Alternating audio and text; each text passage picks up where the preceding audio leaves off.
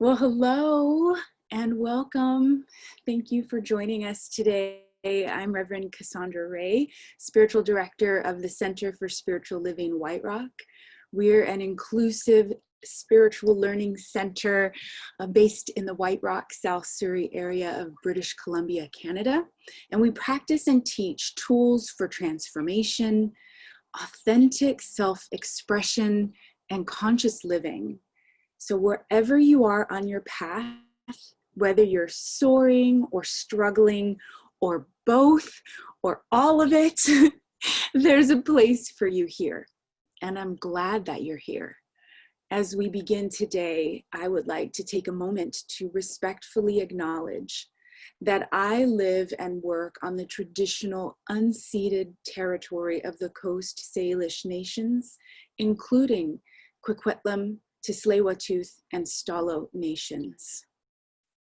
Now, let us ground our time together in truth and heart. I invite you to turn within, to close your eyes maybe,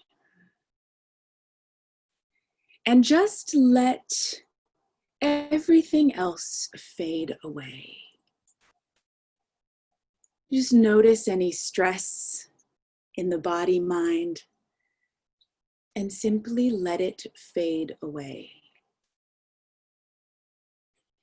Relaxing into this present moment, I remember that there is one power, one source, one mind that is the infinite.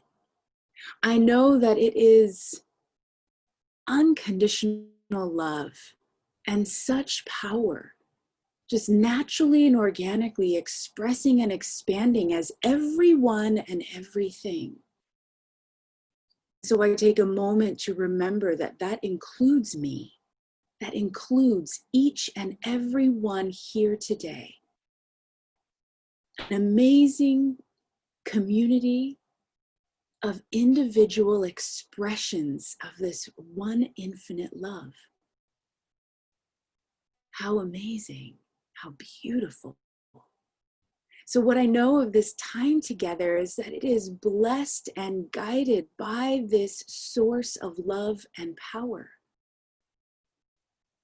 where there are infinite possibility.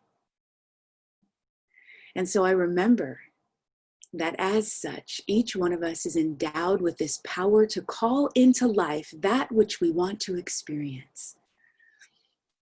And so what is that today? Connection, relief, comfort, understanding, compassion, peace. Yes. Yes, I am grateful, and I say yes to this experience of truth and spirit. It is with this joy of being alive, remembering what's possible, I release my word into the divine law of mind, knowing that it is already done. I say yes to its unfoldment, letting it have me, and so it is.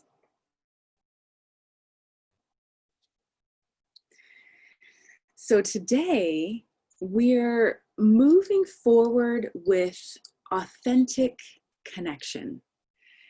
And this is so important because we are living through some weird, amazing, disruptive times. Yeah, I was recently in self-isolation for 14 days because I traveled to Alaska for my father's funeral. I talked a lot about that last week, if you want to hear more about that experience. I lived in my bedroom by myself for 14 days. Thankfully, my dogs were allowed to stay with me so that I could still cuddle with my little beloved chihuahuas. This last Thursday was my first day of freedom. And let me tell you, I counted it down every day. And I don't know if you know this about me, but I used to be an accountant. Um, I know it's kind of weird, but I actually do love spreadsheets. And so every day I calculated the percentage that I was done with self-isolation. And thankfully, you know, I have now completed it. I have no symptoms. And now I'm back to normal. And for those of you listening, I'm giving air quotes right now, because what even is normal, right? Like, normal is wearing a face mask when I go out. Normal is social distancing. Normal is meeting on Zoom with you all instead of meeting in person. You know, normal is staying home. And there's really nothing normal about our lives right now. And yet, you know, here I am, so grateful to be back to the non-normalcy. And so I'm just wondering, you know, how many of us are wishing we could go back to normal? You know, and we can see what was, and there's this impulse to like hold on to what used to be. And here's the thing, being attached to what used to be normal is actually contributing to the difficulty of these times. Sonia Renee Taylor, the author of The Body Is Not an Apology, she says this: we will not go back to normal. Normal never was. Our pre-corona existence was not normal, other than we normalized greed, inequity, exhaustion, depletion, extraction, disconnection, confusion, rage, hoarding, hate, and lack. We should not long to return, my friends. We are being given the opportunity to stitch a new garment, one that fits all of humanity and nature. Wow. I mean, that was even hard for me to read, right? Like, that's intense. And sometimes what's normal is actually what's privileged. And I actually don't want to go back to normal. I want equitable, I want safe, I want fair, I want opportunity, I want freedom. And I want Black people in the States and around the world, including here in Canada, to be safe, prosperous, free, valued, and respected. I want First Nations, Métis, and Inuit peoples to thrive physically, spiritually, socially, politically, culturally, and economically. And creating something new actually requires us to leave normal behind and to change and evolve. And we don't get to keep everything as it was.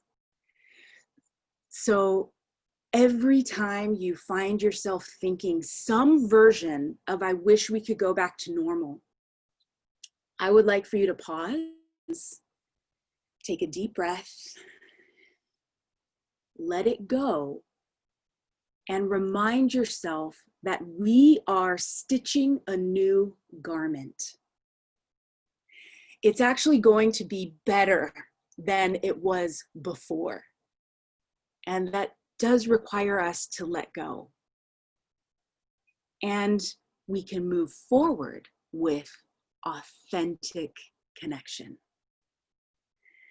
In our book of the month, Everyday Ubuntu by Mungi Ngomane, she's the granddaughter of Archbishop Desmond Tutu, she provides 14 lessons on how we can live better together by practicing the African principle of Ubuntu. Now, Ubuntu arises from the belief that all people are interconnected. We believe this at the Centers for Spiritual Living, and that our humanity is inextricably bound up with one another, so that everything we learn and experience is through our relationships, and it calls us to examine the impact of our actions and thoughts, not just on ourselves, but on others. And so today I've pulled out 4 ways that Ngomane teaches us to move forward with authentic connection. So I'd like to begin with a quote from page 169, where she says, if we want to make progress in life, we first have to accept our current situation. And if you deny your reality or refuse to confront the issues that need dealing with, that you can often find yourself caught in a loop. Sticking your head in the sand helps nobody, least of all you. Sometimes sometimes I want to stick my head in the sand, and it does seem, at least momentarily, that it makes it better. But what she's telling us here is that this first step of moving forward with authentic connection is the willingness to look honestly at the current situation, even if it's painful, uncomfortable, or disturbing. And our founder of all of the Centers for Spiritual Living, Dr. Ernest Holmes, he said, let's talk about the need for meeting situations as they come along, without fear and without in any way trying to avoid them. For every issue of life must be met right where it is, and what is wrong must be made right. So this is a critical part of moving forward with authentic connection. We're looking at what's the reality of what's happening, and we're saying anywhere we see something wrong, we're going to make it right. And so if you're feeling stuck in any area of your life, I'd like for you to ask yourself these 2 questions. What have I been unwilling to look at? And what have I been unwilling to feel? We're going to say more about that a little bit later. But if you're stuck now, or if you ever find yourself stuck in the future, these are your 2 questions to get yourself moving again, moving forward. What have I been unwilling to look at? And what have I been unwilling to feel? And thankfully, Ngomane gives us a few more tips on how to do these things. So let's see. She continues to say, Ubuntu teaches us not to deny our past or our situation, even if it's painful. It encourages us to embrace all facets of life, the good, the bad, and the ugly, and to accept what's here and now, and to embrace the help of others to work through it. That's the key in this second piece. In this second part of moving forward, it's time to embrace the help of others to work through it. She tells us we're in this together. And Ubuntu teaches us to look to one another for support. Now, this can be quite opposite of what your knee-jerk reaction might be, right? If you go through a hard time, sometimes your knee-jerk reaction might be to like turn inward, to close down, to keep it to yourself. You know, there's this pressure to make sure that, you know, from the outside, you still look okay, that things are, you know, you've got it together, right? But Ubuntu reassures us that we don't have to struggle alone. And here's, Ngomane says, to make progress, human beings need other human beings. So if you want to make progress individually, and if we want to make progress collectively, we need other human beings in order to do that. So are you willing to give up your reasons for why you're alone or why no one can help you out? Because often we have a valid list of reasons why our situation is different than everybody else's, or why we might have it harder. Now, and I'm saying valid reasons. You might literally have valid reasons and very real experiences that have shown you you're either on your own or no one's going to understand you, right? I'm not saying that that's not true, but what I am saying is that in order to move forward with authentic connection, we need to like open a little crack to that and let go of our attachment to that, because moving forward requires us to look at our circumstances and ask for help, so you don't have to go it alone.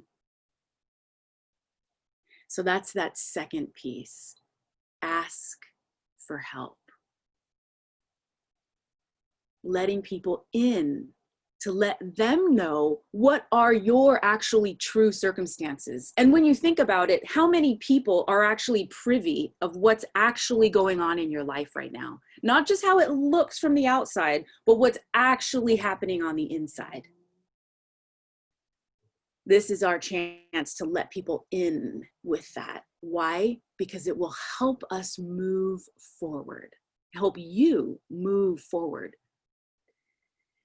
So Ngomane tells us that other people help us face our reality. So not only is it important to help to let people in, but we need other people to help us face our reality. And I'm just gonna like cut to it here. What she's talking about here is she's talking about asking for and receiving feedback from others, getting feedback from others. Because I will tell you that each one of us has blind spots. It's part of being human. We just have them. And yet we have also been created together and to be together. And so how beautiful is it that we can help each other see our blind spots, right? So feedback is a way of seeing your blind spots as well as understanding what your impact is on others in your life. I want to tell you a little bit about something that Will and I started practicing in our marriage. He gave me permission to tell you this. That we started this way earlier on in our marriage. I don't remember exactly when, but what we discovered was that sometimes in the midst of living life, it was hard to actually let each other know how we were impacting one another. So we set up a weekly feedback walk. And this is what we called it, a feedback walk. And every week we would go on a walk together and we would give each other feedback. We would share with each other how we were impacting what was the impact, what they were doing, and what Will was doing and how that impacted me, and what I was doing and how that impacted Will. You see, sometimes our impact, it's just in our blind spot. We don't always see how we're impacting people. So we had this weekly feedback walk where we gave each other feedback. Now, this was really important in like the earlier part of our relationship when we were still even just negotiating and learning. But the cool thing about Will and our partnership is that we're still learning and growing and navigating and moving countries, so we're still like, learning how to do this thing called life. And we still, years later, go on that weekly walk as much as we can when I'm not in self-isolation to not only give each other feedback, but now it's just to really let each other know what is going on underneath the surface. And this is our chance to ask for help. So actually, come to think of it, I didn't actually think about this until now. it's what these steps, you know, what Ngomane was telling us to do, right? Like face our circumstances, ask for help, receive feedback, get feedback on how you're doing and how you're moving through the world. That's what Will and I do each week. You know, what's going on underneath the surface? How are you doing? How can I help you? Let me give you some feedback on how this went this last week. So just think about who you might ask for feedback from. Be choosy. I want you to be choosy with your feedback. It's important to get feedback, and it's important to be choosy about who you get feedback from. So this fourth way, I'm just going to turn back to Ngomane. Let me find the page. Here we are. She teaches us that if we cannot be authentic and honest with one another, our relationships are weakened, and ultimately everyone loses out. The person who is suppressing their true feelings can feel misunderstood or isolated, and people around them can feel confused or ignorant about the reality of their experience.